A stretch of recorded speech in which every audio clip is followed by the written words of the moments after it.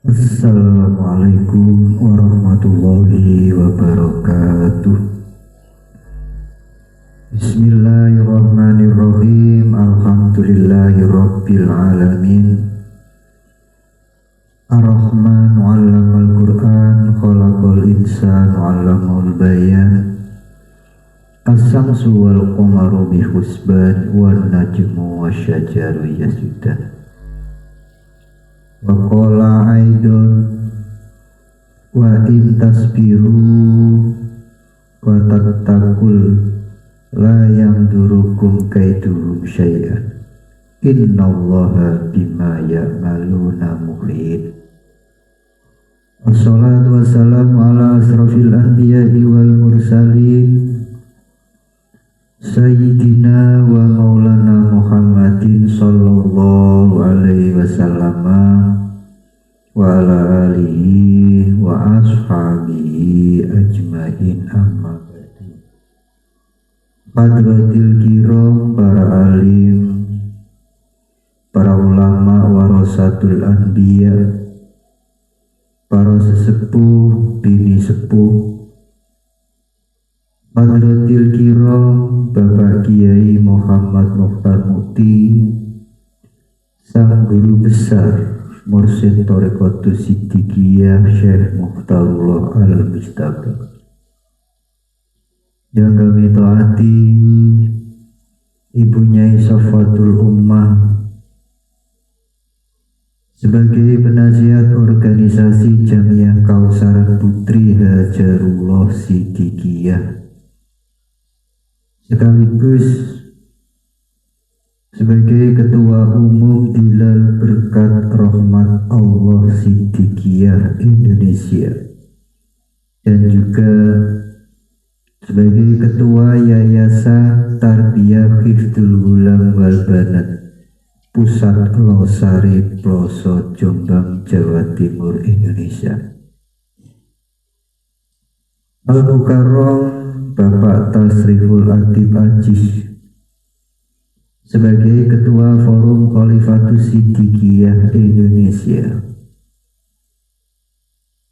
Al-Mukarramun Bapak Muhammad Subhi Al-Jalsani, Pimpinan Wali Talqin Thariqah Siddiqiyah Indonesia, sekaligus sebagai Ketua Umum Organisasi Pemuda Siddiqiyah from Ketuhanan Yang Maha Esa. Yang kami hormati segenap pengurus beserta jajarannya, juga anggotanya, organisasi di lingkungan Thariqah Siddiqiyah. Bapak Ibu rahimakumullah,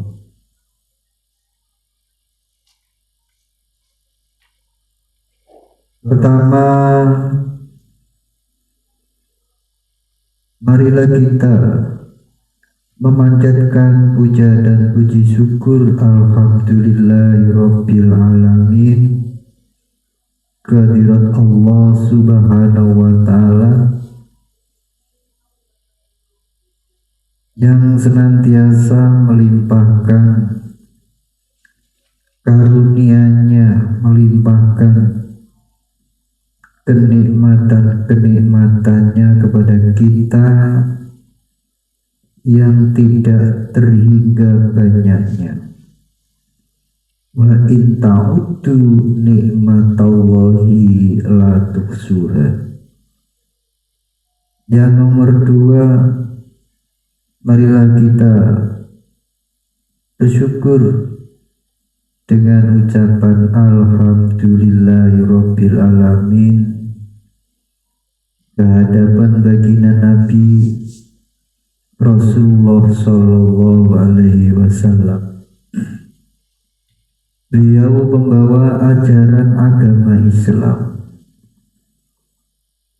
wasilatul uzma, rahmatan lil alamin. Yang ketiga, tak lupa mari kita bersyukur alhamdulillahirabbil alamin kepada Sang Guru Besar Mursyid Thariqatus Siddiqiyah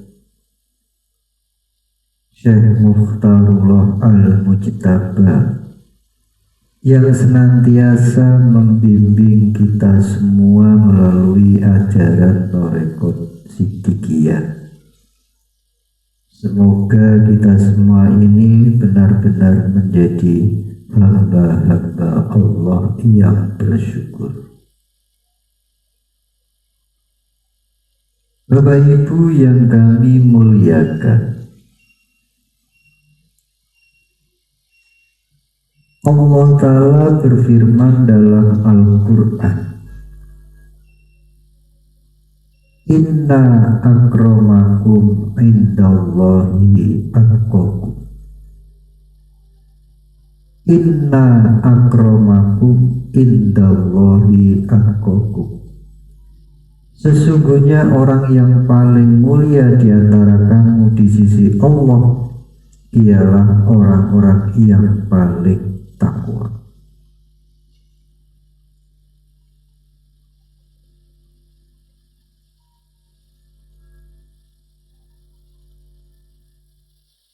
Di dalam ayat yang lain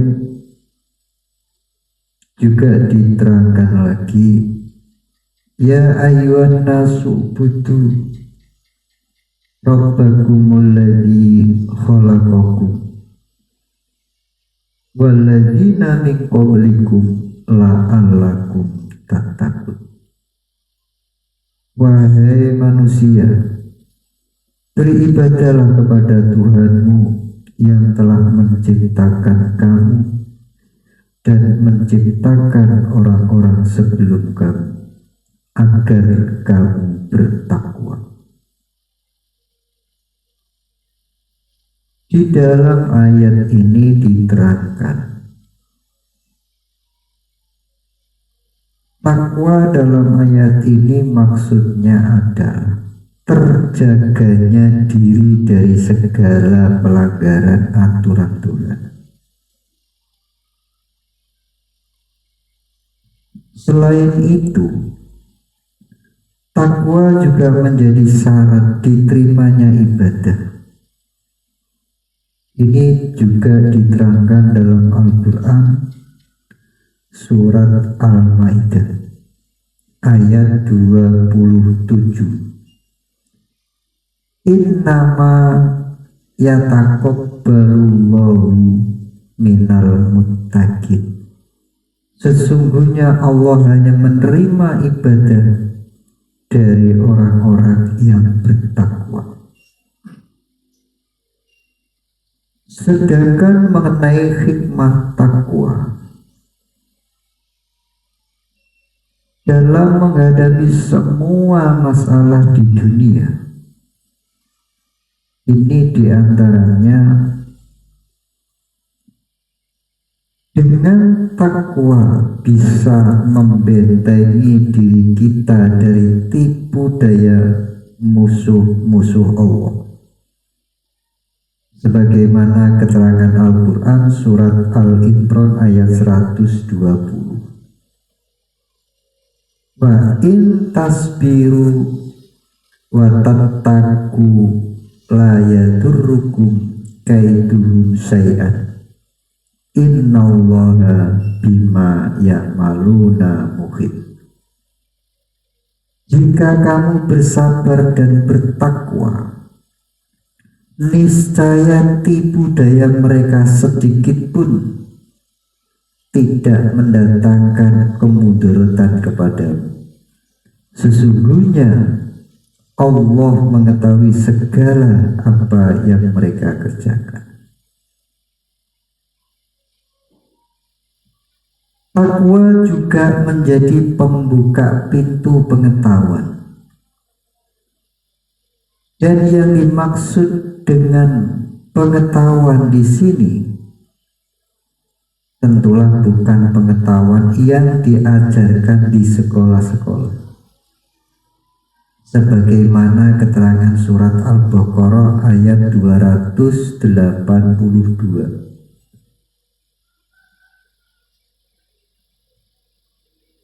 wattaqullah wa yu'allimukum wattaqullaha wa yu'allimukumullahu wallahu bikulli syai'in alim. Dan bertakwalah kepada Allah, Allah memberikan pengajaran kepada dan Allah maha segala sesuatu.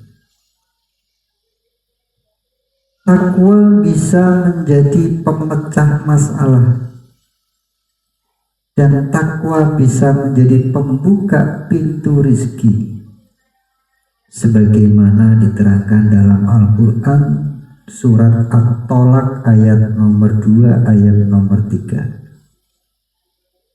Wa may yattaqillaha yaj'al lahu makhrajan wa yarzuqhu min haitsu la yahtasib. Barang siapa bertakwa kepada Allah, niscaya dia akan mengadakan baginya jalan keluar dan memberinya rizki dari arah yang tiada disangka-sangka. Dengan takwa, semula urusan menjadi mudah.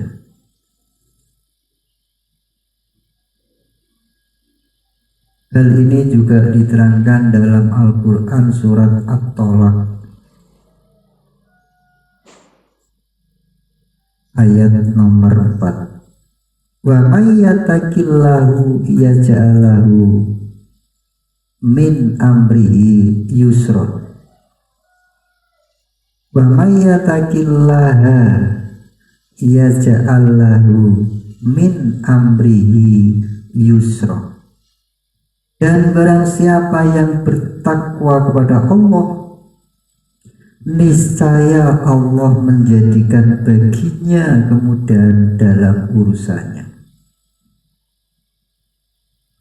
Takwa juga melipat gandakan pahala dan menghapus dosa, sebagaimana keterangan Allah dalam surat At-Tolak ayat 5. Wa may yattaqillaha yukaffir anhu syai'atihi wa yu'adzim lahu ajran. Dan barang siapa yang bertakwa kepada Allah, niscaya dia akan menghapus kesalahan-kesalahannya dan akan melipat gandakan pahala baginya. Takwa,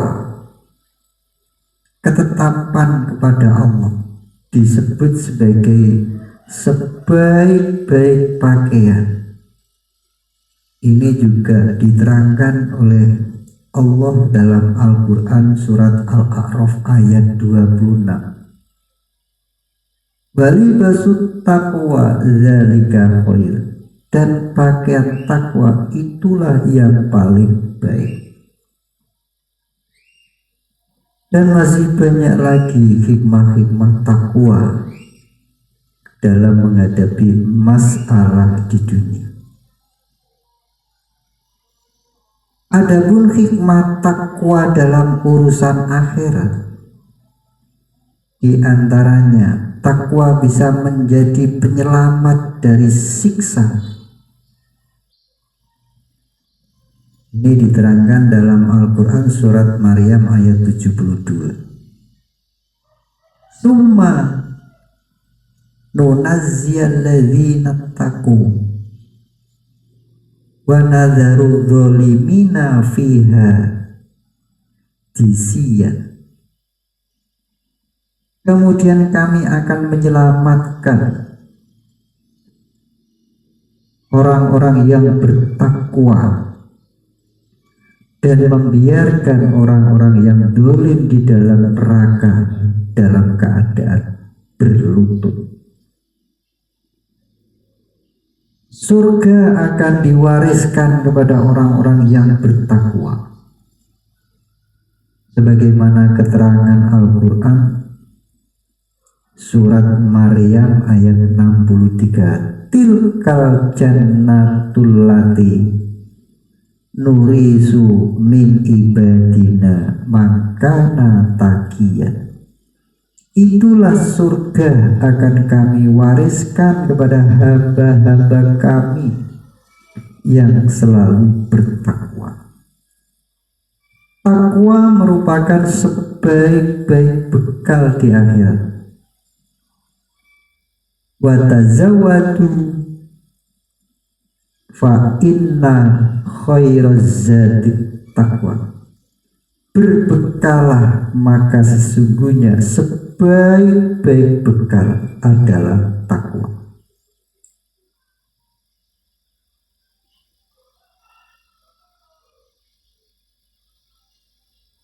Tidak hanya itu, bila kita bertakwa kepada Allah juga akan mendapat beragam keutamaan, kemuliaan. Seperti bagi orang yang bertakwa disebut sebagai manusia yang paling mulia. Inna akramakum indallahi atqakum innallaha alimun khabir. Sesungguhnya orang yang paling mulia di antara kamu di sisi Allah ialah orang-orang yang paling takwa di antara kamu. Sesungguhnya Allah Maha mengetahui lagi Maha mengenal. Fa innallaha yuhibbul muttaqin, maka sesungguhnya Allah mencintai orang-orang yang bertakwa. Innallaha ma'al ladzina taqu, sesungguhnya Allah menyertai orang-orang yang bertakwa. Bapak Ibu yang kami muliakan, kalimat takwa secara garis besar, kalimat takwa itu hanya ada dua. Kalimat takwa yang nomor satu adalah kalimat yang bunyinya la ilaha illallah. Jadi secara garis besar kalimat takwa itu hanya ada dua, yaitu nomor satu la ilaha illallah, yang nomor dua kalimat yang bunyinya Allah Allah Allah. Allah Ta'ala menciptakan manusia ini mempunyai tujuan. Apa tujuannya Allah Ta'ala menciptakan manusia? Di dalam Al-Quran diterangkan wa ma khalaqtul jinna wal insa illa liya'budun. Dan tiadalah kami ciptakan jin dan manusia kecuali untuk beribadah. Beribadah kepada Allah ini juga mempunyai tujuan. Tujuannya yaitu agar menjadi orang-orang yang bertakwa.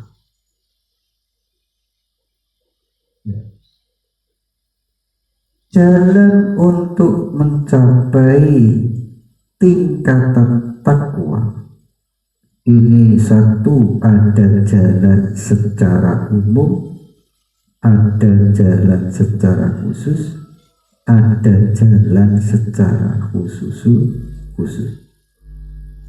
Jalan yang khusus ini mesti harus ditempuh masuk di dalam tarekat. Mengapa?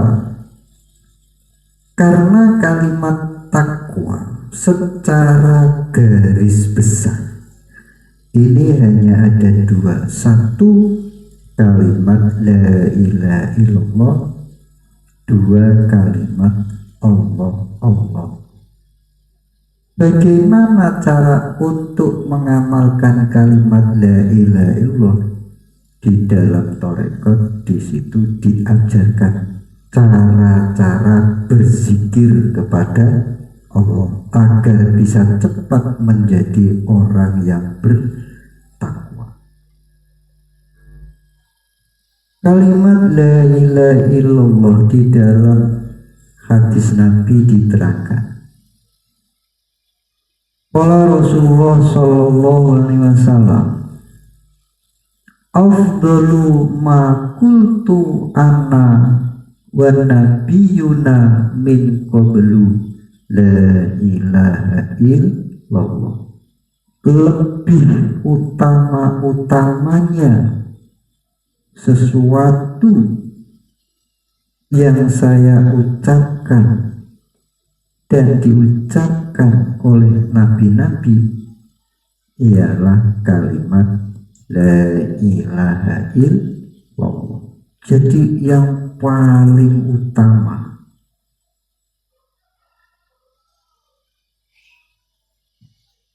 Jumlah nabi ada 124.000 nabi. Ini yang paling utama, yang paling diamalkan, nomor satu, yaitu la ilaha illallah.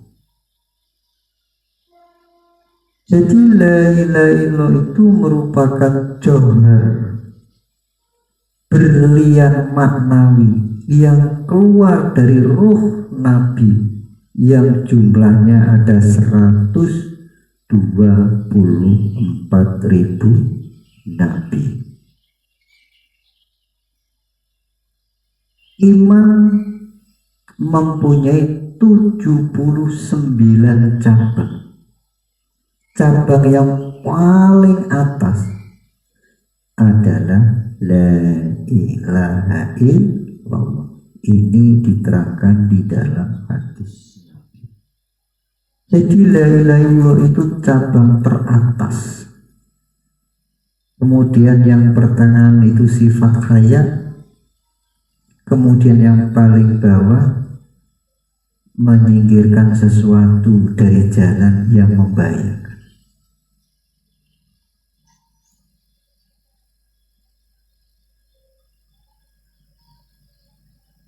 Bapak Ibu yang kami muliakan,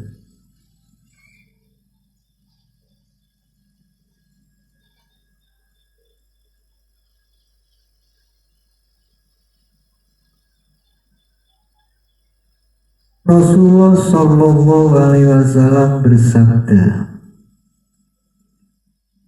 "Jadidu imanakum, aksiru min qawli la ilaha illallah." Hendaklah kamu memperbarui imanmu, banyak-banyaklah kamu dengan ucapan la ilaha illallah. Jadi kita diperintah untuk memperbarui iman kita, yaitu dengan ucapan la ilaha illallah. Iman itu adalah jauharatul maknawi. Apabila manusia itu mengerjakan maksiat, maka dosa maksiatnya itu bisa merupakan kotoran-kotoran rohaniah yang akhirnya mengotori berlian iman. Semakin lama orang bermaksiat, semakin melekatlah kotoran-kotoran itu ke wajah jalatul iman. Apabila iman itu telah lama dilumuri kotoran-kotoran maksiat, maka iman itu bisa jadi kotor. Artinya menjadi lemah, jadi usang, menjadi lemah, hilang kekuatannya. Apabila iman itu sudah hilang kekuatannya, maka ia dikatakan iman yang tidak berfungsi. Iman yang sudah tidak mampu untuk mengadakan kontak dengan Allah Ta'ala. Iman yang sudah tidak bisa menjadi benteng kemanusiaan. Ada jalan untuk mengembalikan fungsi iman itu ialah haruslah memperbanyak zikir la ilaha illallah. Itulah artinya memperbarui kekuatan iman.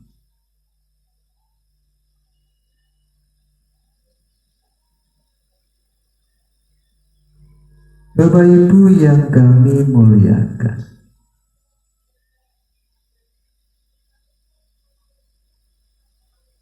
Al-Quran itu ialah kitab zikir. Berarti seluruh isi Al-Quran itu ialah zikir.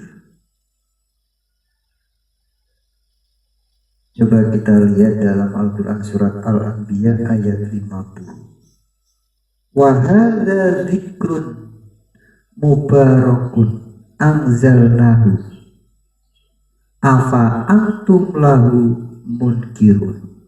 Dan inilah kitab zikir yang diberkahi. Aku turunkan ia Al-Quran. Apakah kamu kepadanya mengingkari?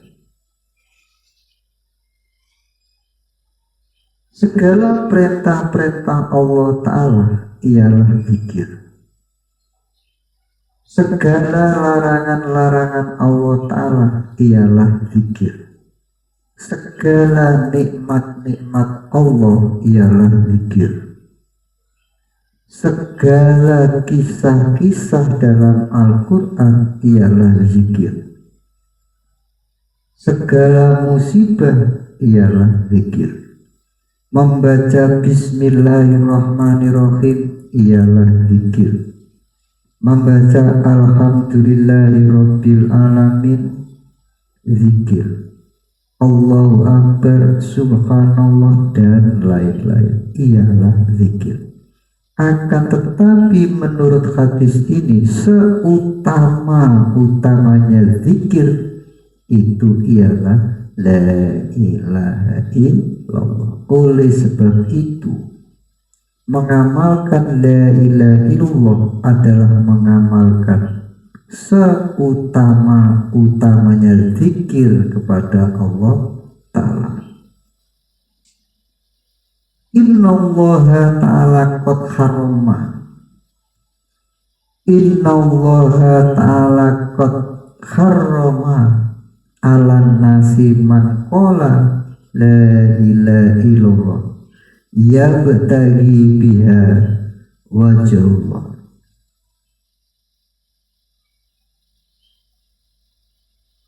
Sesungguhnya Allah Ta'ala itu mengharamkan atas neraka kepada orang-orang yang membaca la ilaha illallah dengan niat semata-mata mencari ridho Allah. Orang yang membaca la ilaha illallah dengan niat semata-mata mencari keridhaan Allah, mereka haram disentuh oleh api neraka. Artinya mereka selamat dari siksaan neraka. asal benar-benar niatnya itu semata-mata mencari keridhaan Allah.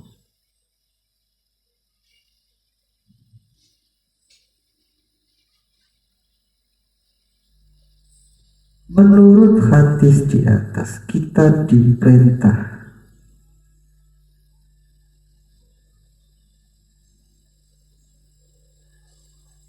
mensolati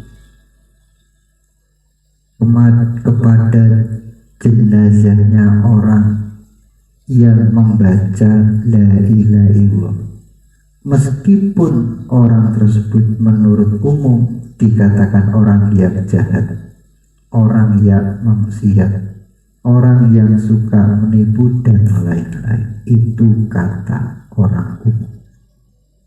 Sebaliknya, meskipun ada orang yang kelihatannya baik dan dipandang oleh umum orang yang baik, akan tetapi apabila mereka itu tidak membaca la ilaha illallah, jangan jenazahnya itu disolati.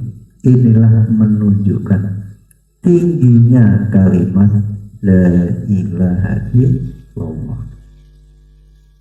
Dan kita diperintah sholat di belakangnya orang yang membaca la ilaha illallah. Artinya kita boleh sholat, boleh makmum kepada orang yang membaca la ilaha illallah, meskipun orang tersebut ahli fikih, ahli ilmu, ahli kalam, dan lain-lain.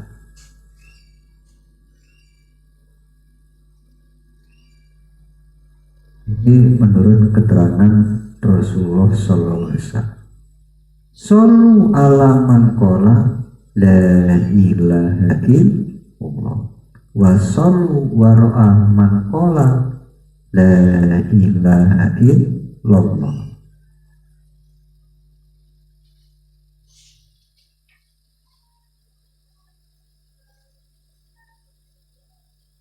Bapak Ibu yang kami muliakan, saya kira apa yang perlu kami sampaikan mudah-mudahan membawa manfaat, dan mohon maaf atas segala kekurangan. Sekian, akhir kalam. Wassalamualaikum warahmatullahi wabarakatuh.